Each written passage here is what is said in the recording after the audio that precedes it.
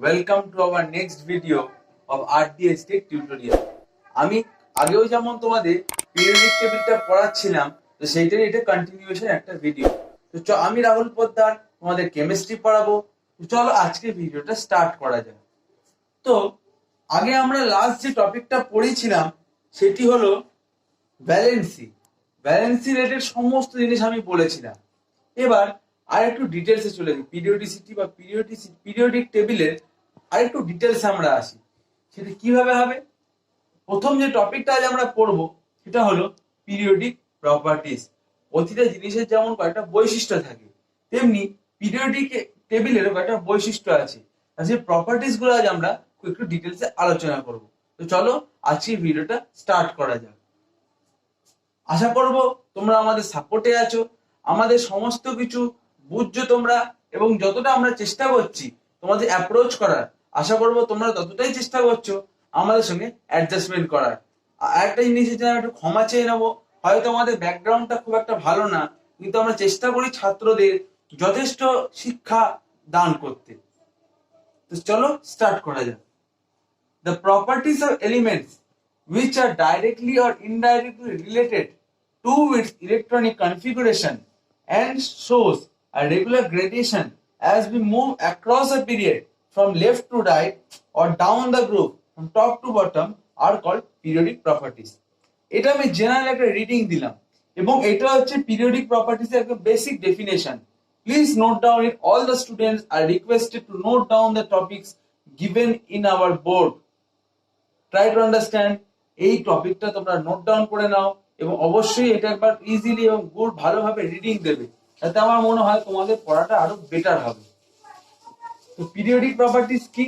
The properties, যে বৈশিষ্ট্যগুলো elements এর, যেটা সম্পূর্ণভাবে একদম ডাইরেক্টলি প্রপোর্শনাল, যেমন ফিজিক্সে আছে directly proportional to something, similarly directly or indirectly or inversely proportional, এই দুটো ভাবেই কিন্তু লিঙ্ক করা আছে। তার সঙ্গে ইলেকট্রনিক কনফিগুরেশন 2881 2882 এরকম যেমন ইলেকট্রনিক কনফিগুরেশন এর সেলের সঙ্গে, তার সঙ্গে ডাইরেক্টলি আর ইনডাইরেক্টলি ভাবে related. And the regular gradation. Gradation মানে কি? Gradual change. গ্রেডেশন কথাটা মনে হচ্ছে চেঞ্জ। রেগুলার আর গ্রেডেশন মানে যে পরপর খুব কম সময়ের মধ্যে কি চেঞ্জ অকার করছে। কিভাবে কখন করছে? যখন আমরা পিরিয়ডের অ্যাক্রস এইভাবে মুভ করছি ফ্রম লেফট টু রাইট, মানে বাঁ দিক থেকে ডান দিকে, মানে বাঁ দিক শুরু থেকে শেষের দিকে যত আমরা মুভ করছি, যতটা মুভ চেঞ্জ হচ্ছে, তেমনি ডাউন দ্য গ্রুপে যত আমরা নিচে নামছি, তার সঙ্গে টপ টু বটম, উপর থেকে নিচে এক এক করে যত নামছি, যে চেঞ্জটা হচ্ছে সেটাকে বলছে পিরিয়ডিক প্রপার্টিস। সামারাইজ করে আরো ইজিলি জিনিসটা বুঝিয়েছি, যে প্রপার্টিসটা এলিমেন্ট পজেস করে বা শো করে ডাইরেক্টলি আর ইনডাইরেক্টলি, মানে ডাইরেক্টলি প্রপোর্শনাল, ইনডাইরেক্টলি প্রপোর্শনাল ফিজিক্সের ওয়ার্ডে। সিমিলারলি এখানে ডাইরেক্টলি ইনডাইরেক্টলি, কার সঙ্গে? Electronic configuration and regular gradation. আর কি করছে না, একটা খুব সিমিলার চেঞ্জ করছে খুব কম সময় টাইমে। কখন হচ্ছে? বাঁ দিক থেকে ডান দিকে যখন মুভ করছি, ডাউন দ্য গ্রুপ, ওপর থেকে নিচে যখন মুভ করছি, তখন সেই প্রপার্টিস গুলোকে নাম দিচ্ছে পিরিয়ডিক প্রপার্টিস। বোঝা গেল আমি কি বললাম? চলো এবার আমরা চলে আসি পিরিয়ডিক প্রপার্টিস এর কিছু ইম্পর্টেন্ট প্রপার্টিস এর উপর। এবার পিরিয়ডিক প্রপার্টিস একটা অপরাস্ত একটা নাম আমরা দিলাম। এবার যখন আমরা কিছুতে যাই একটু গভীরে যেতে হবে, তো নইলে তো স্বাদ অনুভক্ষণ করবো আমরা কিভাবে। তো সেগুলো বোঝার জন্য আমরা 6টা প্রপার্টিসে পিরিয়ডিক প্রপার্টিসটাকে ভেঙে নিয়েছি। কি কি সেগুলো? Atomic size, metallic character, non metallic character, ionisation potential, electron affinity and electronegativity. বোঝা গেল? এই সমস্ত প্রপার্টিস সবকটা একটা সেই ইন্টার রিলেটেড। এই সবকটা প্রপার্টিসে বেসিক দুটো প্রপার্টিস আছে। ভালো করে শোনো, এই 6টা প্রপার্টিসে বেসিক দুটো প্রপার্টিস আছে। সেগুলো কি? Atomic size and nuclear charge. Atomic size and nuclear charge, এই দুটোর উপর কিন্তু সবকিছু নির্ভর করছে।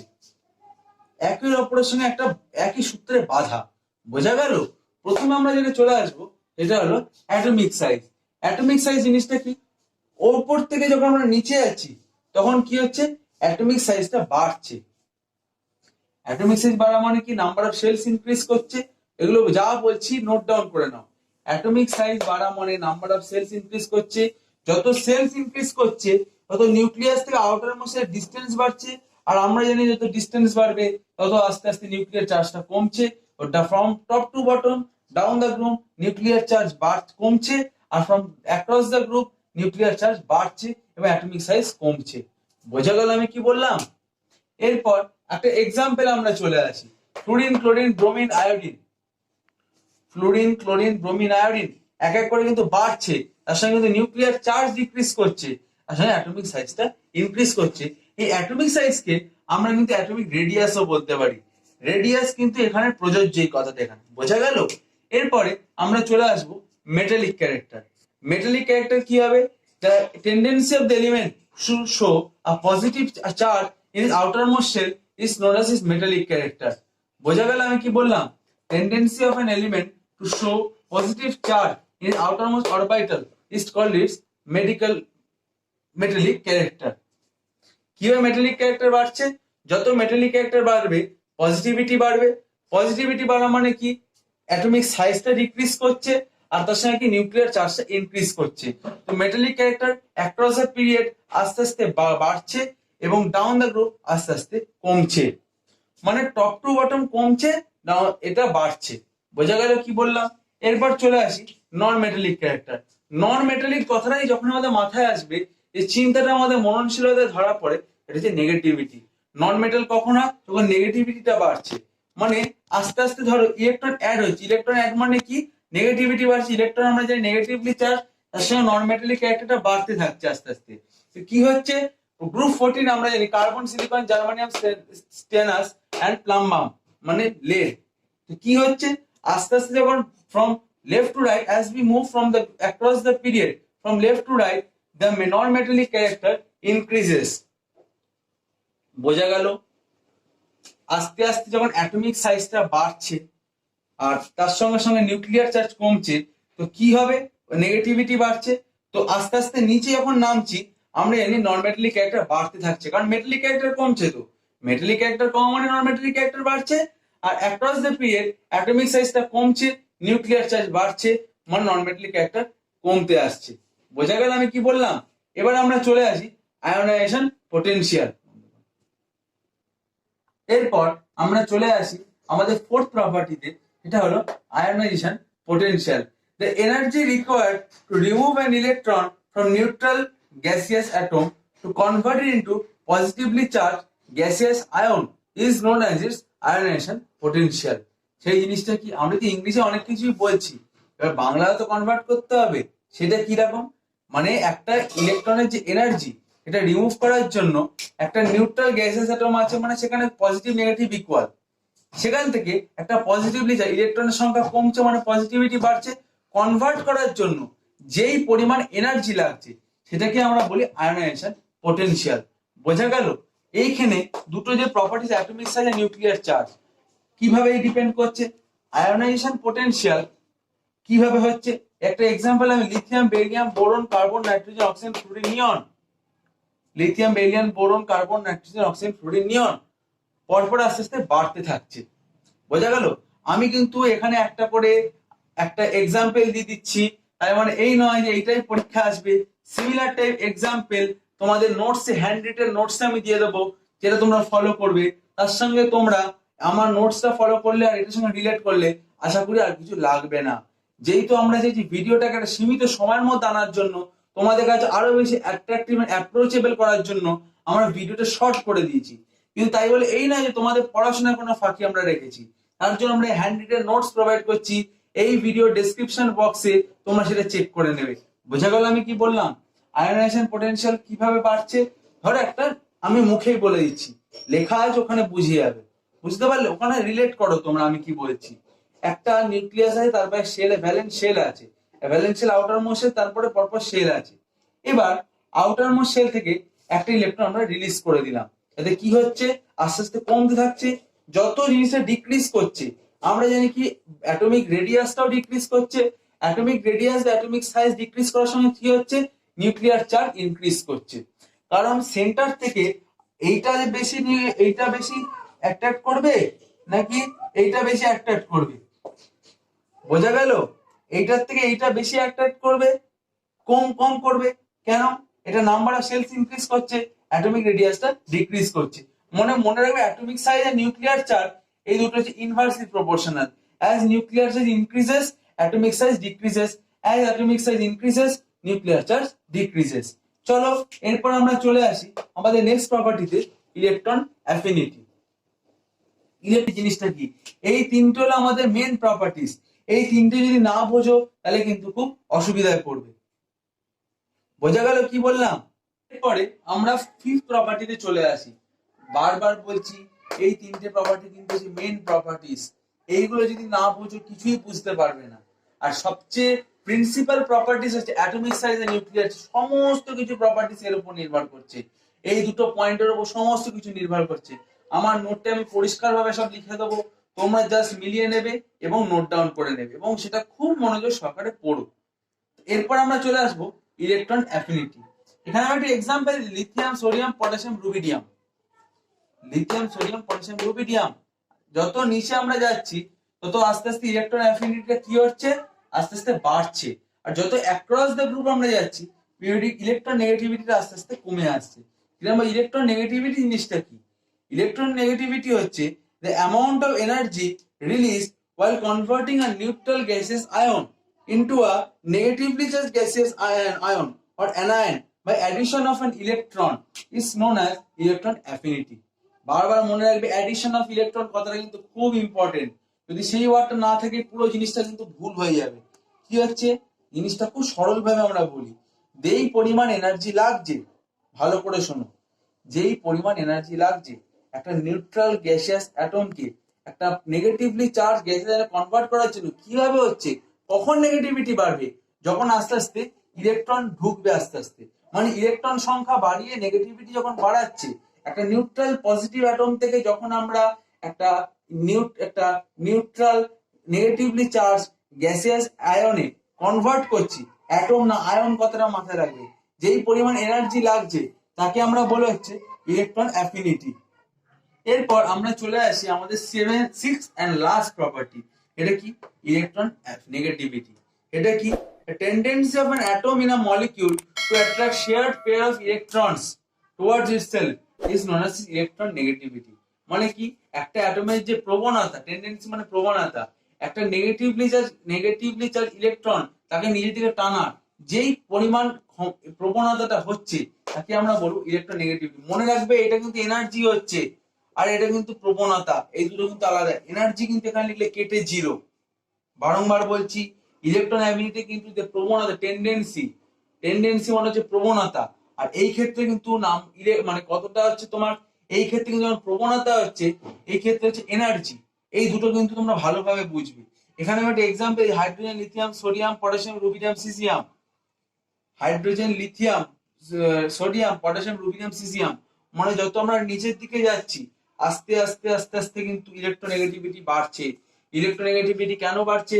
কারণ কি হচ্ছে, অ্যাটমিক সাইজ ডিক্রিজ করছে, অ্যাটমিক সাইজ বাড়ছে, আসলে নিউক্লিয়ার চার্জ ডিক্রিজ করছে। বোঝা গেল? যত আস্তে আস্তে অ্যাটমিক সাইজটা বাড়বে নিউক্লিয়ার চার্জটা ডিক্রিজ করবে, এটা তো আমরা আগেই বলেছি।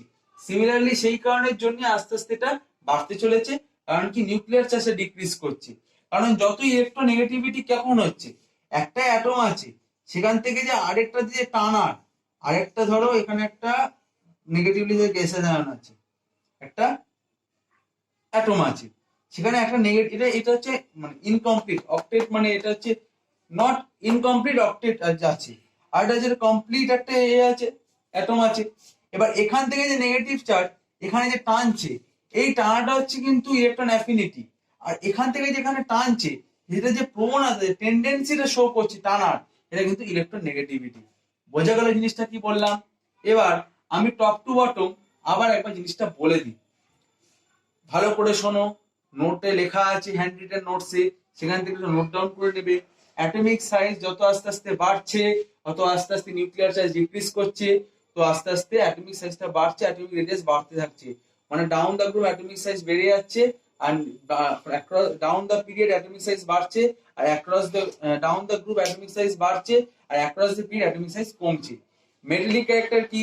আউটার মোস্ট ইলেকট্রনে যতটা পজিটিভলি চার্জ আছে তত আস্তে মেটালিক ক্যারেক্টার বাড়ছে, আর যত আস্তে আস্তে সেটা কমে আসছে মেটালিক ক্যারেক্টার কমছে। নন মেটালিক ক্যারেক্টার কি? আউটার মোস্ট ভ্যালেন্স শেলে নন মেটালিক নেগেটিভ চার্জ যত বেশি আছে তত নন মেটালিক ক্যারেক্টার বাড়ছে, যত সেটা কমে নন মেটালিক ক্যারেক্টার কমছে। আয়োনাইজেশন পোটেনশিয়াল জিনিসটা কি? Energy required to remove an electron from a negatively charge gaseous into positively charge gaseous that will be ionisation potential. একটা নেগেটিভলি চার্জ গ্যাসেস অ্যাটম থেকে একটা পজিটিভলি চার্জ গ্যাসেস অ্যাটমকে যে পরিমাণ energy লাগছে সেটা কি বলেছে? Ionisation potential. ইলেকট্রন অ্যাফিনিটি কি? একটা নেগেটিভলি চার্জ গ্যাসেস অ্যাটম আছে, সেখান থেকে একটা পজিটিভলি চার্জ গ্যাসেস অ্যাটমে কনভার্ট করতে যে পরিমাণ এনার্জি লাগছে সেটা হচ্ছে ইলেকট্রন অ্যাফিনিটি। আর এই যে টেন্ডেন্সি টানছে, এই যে টেন্ডেন্সি এটা শো করছে সেকেন্ড অ্যাটমটা, এটা হচ্ছে ইলেকট্রন নেগেটিভিটি। বোঝা গেল আমি কি বললাম? তো আমরা এখানে দেখতে পাচ্ছি নোট বলে পিঙ্ক কালারের বক্সের মধ্যে একটা লেখা আছে। এটা কিন্তু খুব ইম্পর্টেন্ট, এখান থেকে কিন্তু প্রশ্ন আসার চান্স প্রায় 70%। বুঝতে পারলে? তো কথা না বাড়িয়ে আমরা আমাদের টপিকে আসা যাক। এখানে কি লেখা আছে? As an exception the size of the atoms of inert gas is bigger. This is because the outermost shell of inert gas is complete, they have the maximum number of electrons in the outermost orbit, thus the electronic repulsions are maximum, hence the size of the atom of an inert gas is bigger. আমরা সাধারণত জেনে থাকি inert গ্যাসের complete পুরোপুরি অক্টেটটা fulfil করে গেছে, তাহলে outermost শেলটা পুরোপুরি complete. Maximum number of electrons in the outermost shell, electronic repulsion is maximum, যেহেতু পুরোপুরি কমপ্লিট সেই জন্য ইলেকট্রন রিপালশনটা অনেক বেশি এবং maximum, hence the size of the inert gas is bigger. এটাই বলেছে, আর কিছু না। এরপরে দেখো লেখা আছে একটা বোল্ড লেটারে, cations is always smaller than the parent atom. কেন? Cations is formed by loss of electrons, hence protons are more than the electrons in an cation. So electrons are strongly attracted by the nucleus and pulled inwards, hence the size decreases. কি হচ্ছে? ক্যাটায়নে মানে electron যে loss যেটা হচ্ছে সেটার জন্য cation formation করছে। And protons কি হচ্ছে? অনেক বেশি ইলেকট্রন সংখ্যা ক্যাটায়নে। আমরা জানি যেহেতু positively charge, so electrons are strongly attracted by the nucleus. তো যেহেতু মানে প্রোটন সংখ্যা বেশি সেই জন্য কী হচ্ছে? ইলেকট্রনগুলো নিউক্লিয়াসে স্ট্রংলি অ্যাট্রাক্টেড অ্যান্ড ভেতরের দিকে টানছে সমানে, হেন সাইজটা ডিক্রিজ করে যাচ্ছে। মানে পজিটিভ সংখ্যা বেশি তো সাইজটা ডিক্রিজ করছে, তো নিউক্লিয়ার চার্জ বাড়ছে, সাধারণ কথা। একইভাবে তারপরে লেখা আছে দেখো, anion are larger than the parent atom. Anion is formed by gain of electrons. Anion কী হচ্ছে? ঠিক এখানে উল্টো কেসটা হচ্ছে, গেন অফ ইলেকট্রনস হচ্ছে, তো সেই কারণে কী হচ্ছে? Positive charge in the nucleus is less, negative চার্জটা বেশি, যেহেতু নেগেটিভলি চার্জ সো দ্য ডিস্টেন্সটা বেড়ে যাচ্ছে। কেন ডিস্টেন্সটা বেড়ে যাচ্ছে? কারণ কি অ্যাটমিক সাইজটা অনেক বেশি, নিউক্লিয়ার চার্জ ডিক্রিজ করছে। থার্ড পয়েন্ট চলে আসি, size of electronic আয়ন্স। Ions having the same number of electrons depends on the nuclear charge. Greater the nuclear charge, smaller is the size.